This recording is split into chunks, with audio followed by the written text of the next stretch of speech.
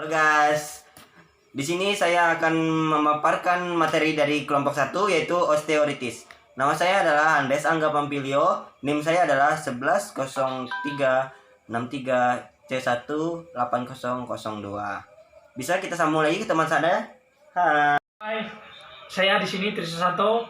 Di sini saya dari kelompok 1, NIM saya 113063C118040. Kami akan menjelaskan tentang materi osteoarthritis. Perkenalkan, nama saya Melinia Tirsa, NIM saya 113063C118021.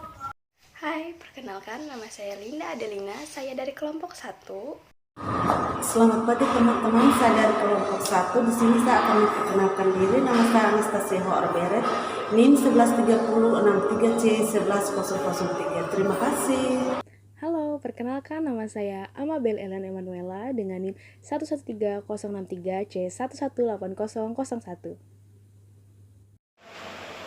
Perkenalkan, nama saya April Mugianto, saya dari kelompok 1. Baik, di sini kami akan menjelaskan materi tentang osteoartritis. Jadi sebelumnya itu kita ketahui dulu apa itu osteoartritis. Jadi osteo itu adalah tulang, arton itu sendi, itu isi tulang radang. Jadi osteoartritis itu adalah penyakit yang melibatkan peradangan pada tulang dan sendi yang merupakan penyakit degeneratif yang dihasilkan dari keausan sederhana dan ada kaitannya dengan fungsi sistem imun. Kita masuk pada tulang dan sendi. Sendi yang sehat itu terdiri dari 2 tulang, masing-masing memiliki kartilago yang atau biasanya disebut tulang rawan. Kartilago itu jaringan ikat yang memungkinkan 2 tulang bertemu tanpa bergesekan. Sendi sinovial itu terdiri dari sinovium yang membentuk lapisan dalam ruang sendi. Nah, sinovial itu memuat pembuluh darah, jaringan tisu, pembuluh limfa, dan sel tipe A dan sel tipe B. Gangguan osteoartritis itu terletak pada sinovial, yaitu terletak pada persendian. Dan sinovial itu adalah cairan yang untuk pelumas sendi. Nah, bagian tubuh yang mengalami atau dapat mengalami osteoartritis itu ada tulang belakang, pinggul, tangan, lutut, dan kaki. Masalah pada osteoartritis itu terletak pada hilangnya progresif tulang rawan atau kartilago yang menyebabkan gesekan antar tulang yang menjadi radang dan memacu rasa sakit. Baik, terima kasih untuk kesempatannya. Di sini saya akan sedikit menjelaskan tentang skema proses osteoartritis. Di sini akan terpaparkan hubungan antara imun dengan tulang pada penyakit osteoartritis.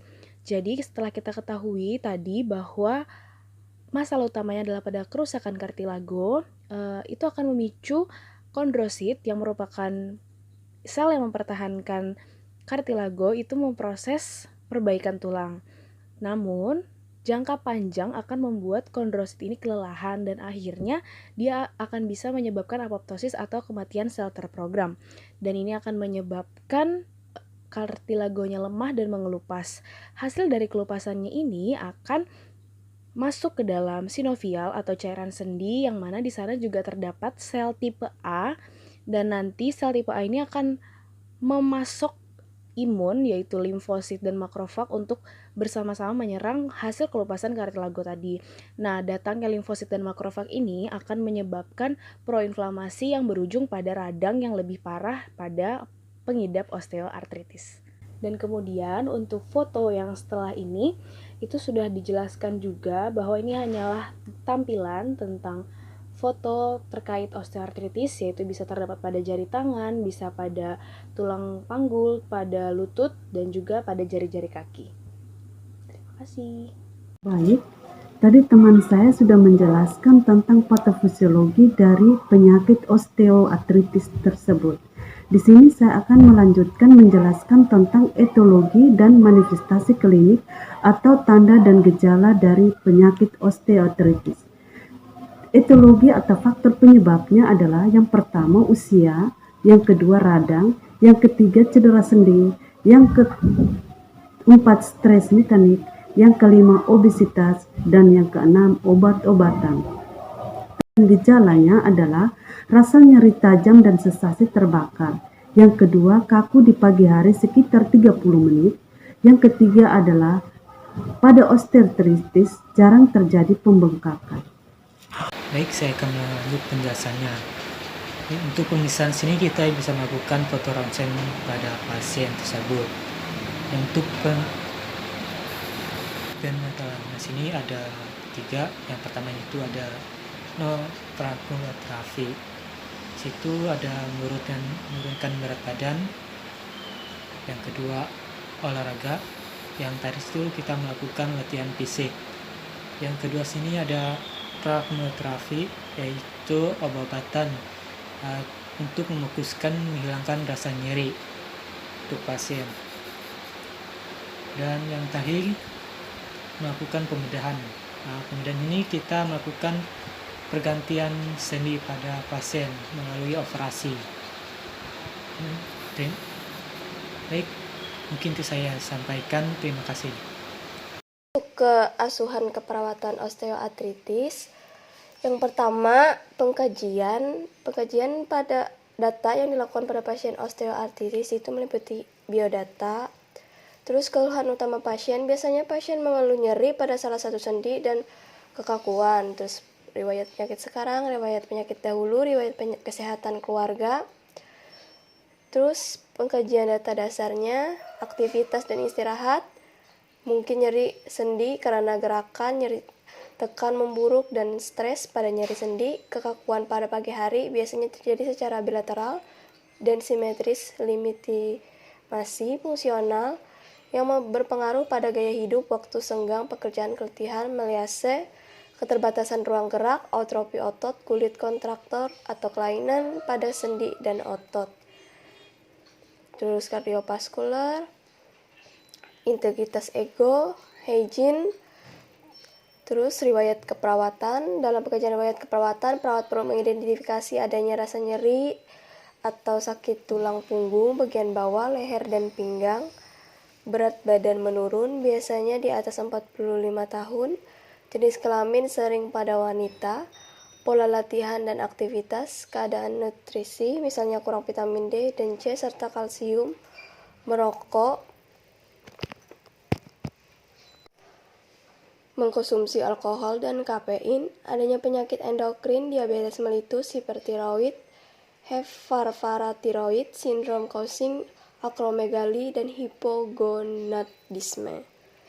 Pemeriksaan fisiknya, lakukan penekanan pada tulang punggung terdapat nyeri tekan atau nyeri pergerakan. Periksa mobilitas pasien, amati posisi pasien yang nampak membungkuk.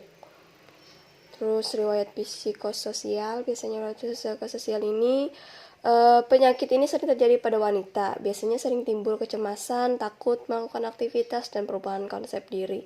Perawat perlu mengkaji masalah-masalah fisiologis yang timbul akibat proses ketuaan dan efek penyakit yang menyertainya. Di sini diagnosa untuk osteoartritis ini ada banyak, tapi kami mengangkat 2 diagnosa aktual atau diagnosa utama. Yang pertama nyeri. Kenapa kami mengangkat nyeri? Karena kita tahu sendiri manifestasinya tadi itu adanya nyeri. Jadi di sini nyeri berhubungan dengan penurunan fungsi tulang. Kriteria hasil atau kriteria evaluasinya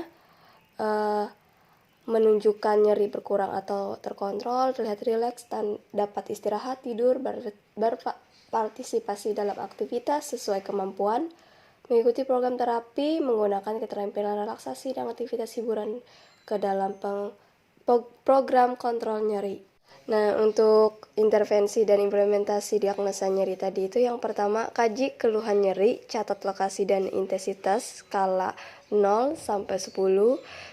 Catat faktor-faktor yang mempercepat dan tanda-tanda rasa nyeri atau nonverbal.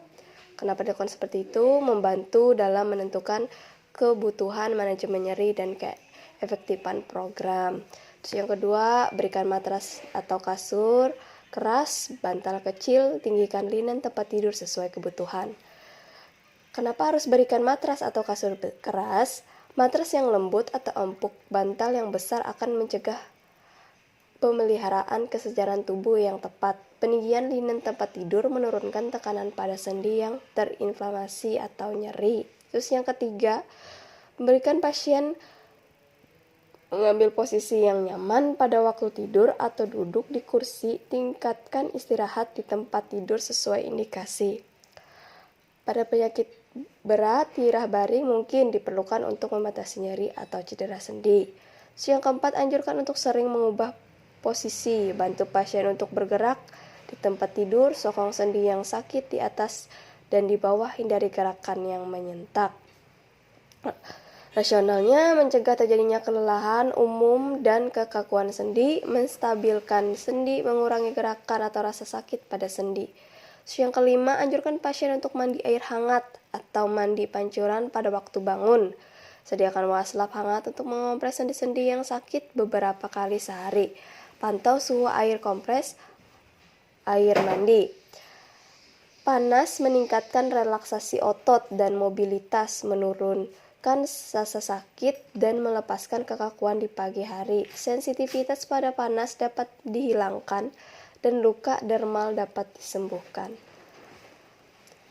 Berikan meses yang lembut, berikan obat. Yang keenam, berikan meses yang lembut, berikan obat sebelum aktivitas atau latihan yang direncanakan sesuai petunjuk dan SOD. Terus diagnosa yang kedua yang kami ambil yaitu intoleransi aktivitas berhubungan dengan perubahan otot. Kenapa adanya intoleransi aktivitas sebagai diagnosa aktual? Karena kita tahu tadi di manifestasi klinisnya adanya disfungsi fungsional atau disabilitas. Makanya kami mengangkat intoleransi aktivitas berhubungan dengan perubahan otot. Kriteria hasil atau evaluasi, kalian mampu berpartisipasi pada aktivitas yang digunakan. Yang pertama, untuk intervensi dan implementasinya, kaji pola aktivitas sehari-hari pasien, rasionalnya untuk mengetahui pola aktivitas kalian sehari-hari. Terus, kaji faktor keduanya, kaji faktor penyebab interaksi aktivitas, rasionalnya untuk mengetahui penyebab batasan aktivitas. Ketiga, pertahankan istirahat tirah baring, duduk jika diperlukan. Rasional untuk mencegah kelelahan dan mempertahankan kekakuan. Terus yang keempat, kolaborasi dalam perencanaan terapi yang tepat bagi pasien. Rasionalnya memberikan terapi yang tepat bagi pasien. Terus yang kelima, berikan lingkungan yang aman dan menganjurkan untuk menggunakan alat bantu. Rasionalnya untuk menghindari cedera akibat kecelakaan seperti jatuh. Terus yang keenam, berikan obat SOD. Rasionalnya untuk menekan inflamasi sistemik akut.